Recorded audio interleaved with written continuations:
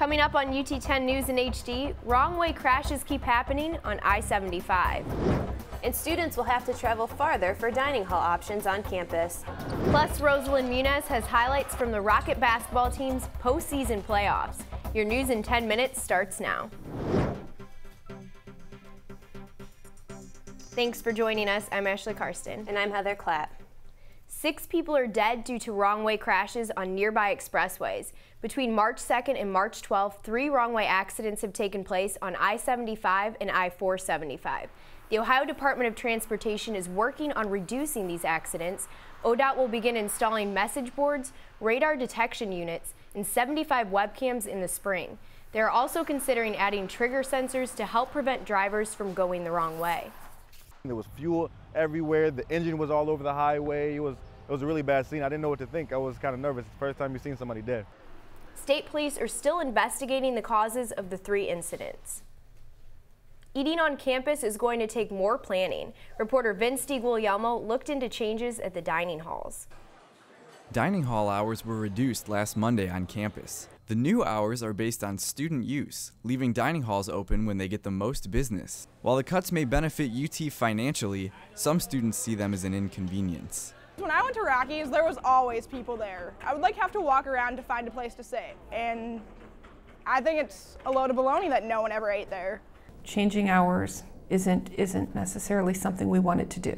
We have to be financially feasible. We have to be responsible with the university's money. The recent cuts will save the university $60,000. UT can also expect to see further dining hall changes in the upcoming school year. I'm Vince DiGuglielmo for UT10 News. A new website at UT is fixing tech problems on campus. The IT Help website was launched on March 8th and is a one-stop shop. The website helps the UT community arrange for the tech help by accessing the user's account information. Students, faculty, and staff no longer have to wait on the phone for service, but can pinpoint a problem through the IT request form. The site also has information on 11 different categories, ranging from UT accounts to viruses. To find out how this works, go to the website or call 419-530-2400. Last week, Pi Kappa Phi held a fundraiser to help people with disabilities. Reporter Ian Davis was outside the Union at some of the events. Pi Kappa Phi's No Boundaries Week raises money and awareness over the course of 5 days for their philanthropy, Push America. Push America is an organization that supports people with disabilities through events like building wheelchair ramps and the Special Olympics. Through No Boundaries Week, the members of Pi Kappa Phi get a chance to be a positive influence on the community. This is the only thing that honestly puts a smile on my face, so I do it with all my heart because I can. Some of the fundraisers included a visual impairment obstacle course, a wheelchair race, and Pi a Pi Cap. We raised over $1,500. We beat our goal from last year, we beat our goal from this year, and we're definitely on the rise to make some more money next year. All proceeds from fundraisers like Pi a Pi Cap go directly to Push America. I'm Ian Davis for UT10 News. A national organization is now offering student support on campus. Students for Diabetes Awareness, or SDA, became a student organization last fall. The group supports students with juvenile or type 2 diabetes. They also educate the public about the misconceptions of the disease and help each other learn about the latest treatments. It's been great, definitely, to meet other people. I just started my insulin pump a couple months ago, and so I was able to talk to so many people that had already had insulin pumps. Interested in joining SDA, their next meeting is Monday, March 26th in Bowman Audi, room 2059 at 6:30 in the evening. The UT Libraries partnered with the Lucas County Public Library to bring a magical exhibit to campus. On Friday, the university opened their doors to the public for Harry Potter's world. The exhibit shows how the history of science relates to the popular children's novels. The university also created a lecture series inspired by themes found within the books. 4 Muggles will connect their fields of study to Potter's magic. We've got this plethora of faculty members who want to talk about Harry Potter and want to talk about how their field, like medicinal chemistry, relates to herbology and relates to the Harry Potter series. The exhibit will disappear from Carlson Library on March 29th and fly over to the Health Science campus on April 3rd.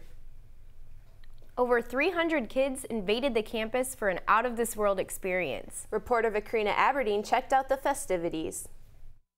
The Resident Student Association blasted off Little Sips Weekend this past Friday. UT students had a chance to invite their little siblings and family for a fun-filled weekend. I think it's something to bring everyone together, bring your friends, come and hang out for a weekend. Kids of all ages enjoyed activities such as a night at the rec center, a show at the planetarium, a carnival, and were even allowed to stay with their older siblings in their dorm. The kids weren't the only ones having a blast. Students also enjoyed spending time with their loved ones. She's in high school and now she gets a little taste of college, so she can have fun and see the fun part instead of the hard part.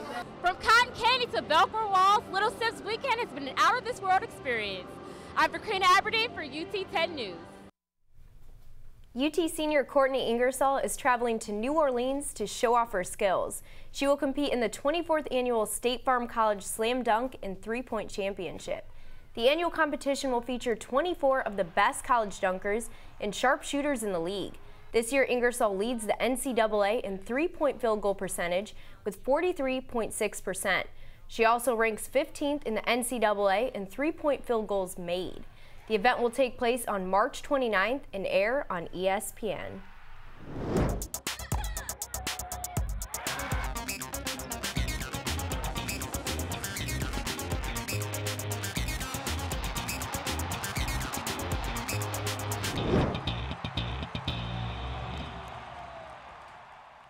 I'm Rosalind Muniz, and this is your UT 10 Sports. It was a bittersweet weekend in Rocket sports as the men and women's basketball teams continued their play in the postseason tournaments. Let's go to the men, who played in the first round of the collegeinsider.com tournament against McNeese State Cowboys. The Blue Crew was pumped up for the Rockets' postseason play. Early in the game, Dominique Buckley steps up and nails a three-pointer, giving UT a 5-point lead. Later in the second half, Julius Brown passes the ball to Ryan Pearson, who slams it home, putting the Rockets up by 7. Keeping the intensity, here's Brown again, driving to the basket for 2, extending their lead to 16.